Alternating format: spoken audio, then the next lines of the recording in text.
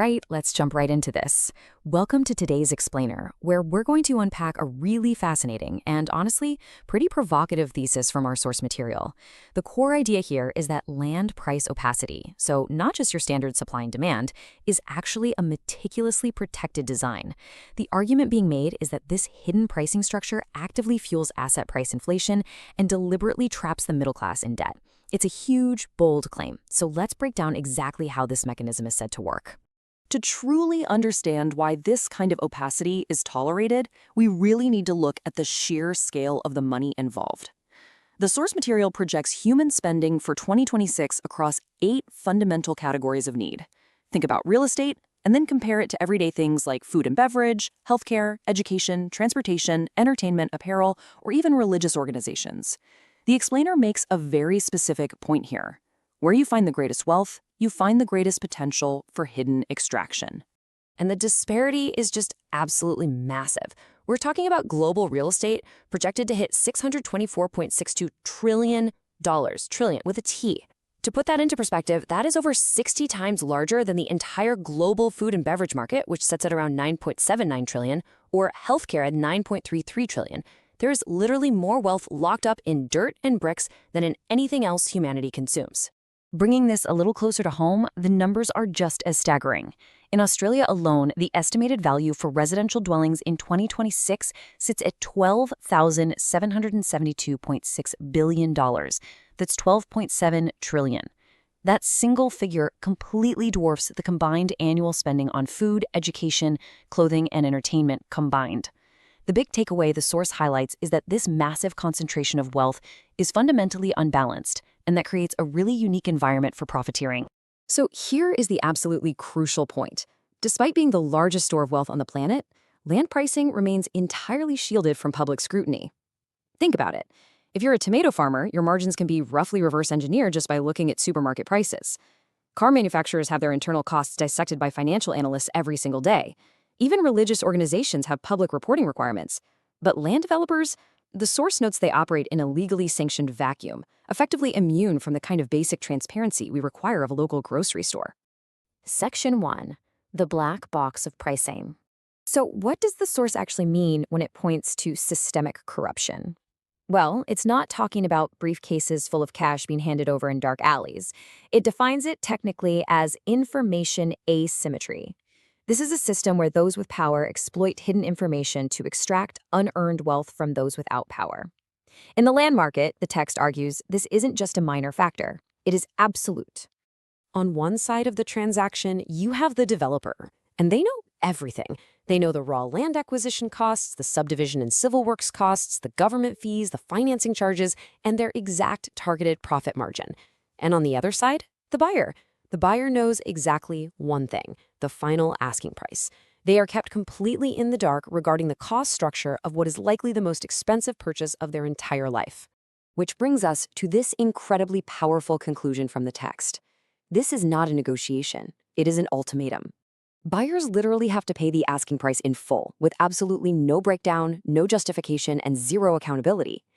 The source makes a really compelling argument that in any other industry of this magnitude, this level of total opacity would be immediately flagged by regulators as a massive market failure. The source actually grounds the theory in some stark, recent data. Between 2023 and 2026, land prices in the Perth region effectively doubled. The text points out that this kind of explosive growth simply cannot be fully explained away by rising construction costs or planning delays. Instead, it argues this is the direct result of immense pricing power, a power born directly from those hidden cost structures we just talked about. Section 2. A complete regulatory vacuum. You might be wondering, well, if prices are skyrocketing and margins are totally hidden, who exactly is watching the watchers? The source provides some pretty troubling evidence regarding government oversight. According to documented official correspondence, none of the major authorities have the power to compel transparency. The WAIA Planning Commission, the Department of Planning, Lands and Heritage, Consumer Protection, and even the ACCC, the National Competition Regulator, all confirm they have zero mandate to regulate sale prices, force cost disclosures, or intervene at all, unless there is explicit evidence of cartel collusion. State Parliament is the only body with real authority here. So the big takeaway here isn't that regulators are just asleep at the wheel. Not at all.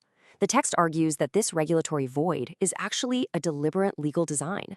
The system has been constructed exactly this way, ensuring that no existing bureaucratic lever can pry open the developer's ledger. It functions as a legalized shield. And the political reality of this design, it's incredibly stark. The source notes a specific instance where a sitting state MP explicitly declined to raise this issue in Parliament, stating that a single constituent's request just wasn't enough to act on. The source highlights this to show exactly how the political calculus works. The few who benefit from this opaque system hold far more sway than the thousands of voters who ultimately pay the price for it. Section 3, Debunking the Supply Myth.